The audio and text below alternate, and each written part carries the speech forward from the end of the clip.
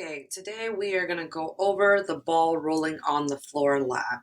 So yesterday we started this lab, ball rolling on the floor, and our research question was, how does the time of rolling affect the distance rolled?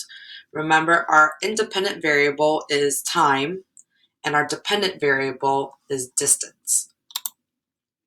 Our hypothesis was I claimed that as blank, which was time, increase, that distance would, and then from there you decided if it was going to increase, decrease, or stay the same, and then you explain your reasoning as to why you thought that was going to happen. And then afterwards, you collected data with time and distance based on the different videos. You either did the high ramp or the low ramp. So this would be a good time to go back and look at that data. And then from that data, you should be able to review it and figure out what was the best fit line and what was your A value. Again, different groups had different A values based off your high ramp or your low ramp. So some basic information, you should have gotten a graph that looks somewhat like this. The pattern is linear. The mathematical equation is y equals ax plus b for a linear line. And then right now you're not going to do it. You're going to type in your science equation.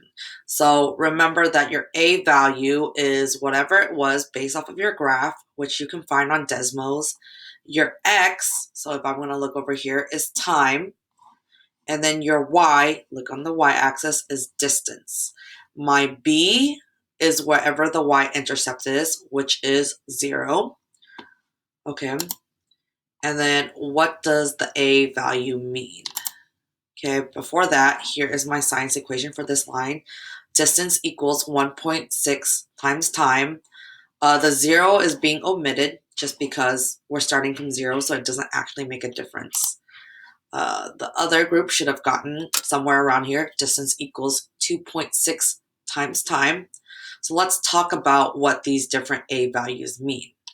So A equals distance divided by time, because remember, for a linear line, A is the slope, and slope is rise over run, which is distance over time. Distance over time is also the equation that we use to find speed. However, the bowling ball had a direction. Remember, we learned a new word yesterday, which was velocity, and velocity is just speed with a direction. So that means our A value is velocity. So remember, this is our original poster for the linear equation. So y equals ax plus b is our math model. Here was an example science model that we had. And what it meant was that when x doubled, distance double, or y doubles. So now if we shift over, this is our poster for this specific lab in this specific unit. So you notice the math model actually got replaced. It's d equals v times t, and then distance and time on the graph, and we're putting in what the actual variables are. So when time doubles, distance will double, because what this equation tells us is that distance equals velocity times time. So understanding the equation a little bit more, both of these equations are actually the science equation.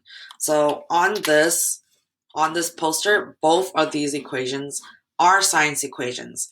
They're not the math equation. The math equation is on the original poster where y equals ax plus b. We don't really need to know the math equation as much because we already know what the variables are. So instead of having to figure out what they are, plug them in, plug in the different variables so that we can plug in our different values.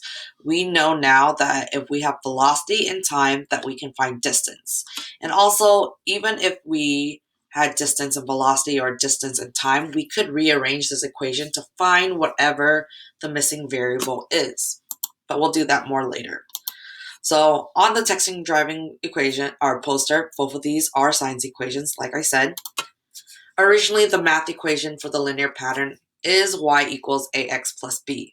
So again, if you notice, we omitted b because b is our y-intercept, which in this case means our starting point. So if the ball is starting at 0 every single time, we always know that it's going to start at 0. So we don't ever really need to add wherever it's going to intercept. So B is left out because it is our starting point, which is 0. And this means that B will always be 0, which doesn't affect the problem. So usually when we are looking at something with time and distance, we start at 0. If we are starting at a different point in time, that's where we would have a B value. But because we are always starting at 0 right now, so we are just going to leave it out. Again, if your starting point is somewhere different than 0, whether it's time or distance, depending on the equation, that is when we would put the B back into the equation. So what does this all mean? Our pattern is linear. Our mathematical equation is still y equals ax plus b. Our science equation is d equals v times t. And then the a value represents velocity in the real world. Remember, it's velocity, not speed, because velocity is speed with a direction. And in this lab, the ball has a direction. And how does this relate to texting and driving? That's something that you're going to have to ponder around. So if we figured out velocity, or A equals velocity, and it has to do with time and distance, how does this affect driving? And then when you get to this point, if you need to review this video, go ahead and do that. Otherwise, go ahead and finish your lab.